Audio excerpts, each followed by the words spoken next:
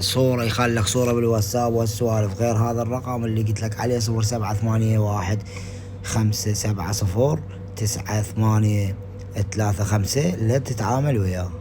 تمام، ترى ما مسؤول على اي شي. انا فقط هذا رقمي، عندك شي وياي انا حاضر.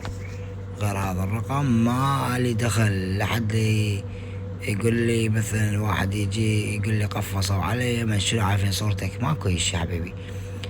عارف صورتي وبالانستغرام وما ادري شنو وبالتيك توك، لا ثق.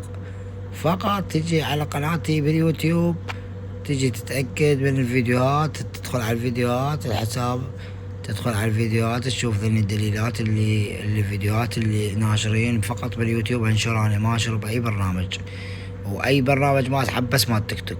منصات ما منصات السوالف ما اشتغل بهن، كلها قفاصة وذولا ما يخافون الله. زين. اي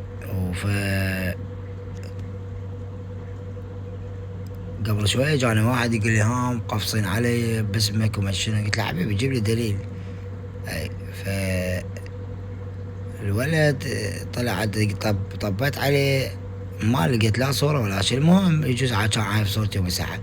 بس حبيبي غير هذا الرقم اللي قلت لك عليه 0781 وهياته باليوتيوب موجود جوا. هسه عندك هذا حج علي بن دياله، وجوا هذا اليوزر مالتي مال اليوتيوب، وهذا 22,000 باليوتيوب عندي هياته قدام عينك قاعد تشوفه. طلع على مشتركين رقمي الواتساب هياته جوا الصورة. هذا رقم الواتساب مكتوب. غير هذا الرقم اللي قلت لك عليه اللي رديت لكم اياه لحد يتعامل. زين. يخلي يطلب لك على الانستغرام عارف صورتي تتعامل وياه، انا ما مسؤول.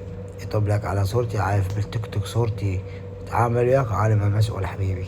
تحياتي للجميع، وان شاء الله استفادتوا من الفيديو، و سووا لنا لايك حتى العالم تشوف الفيديو. تحياتي.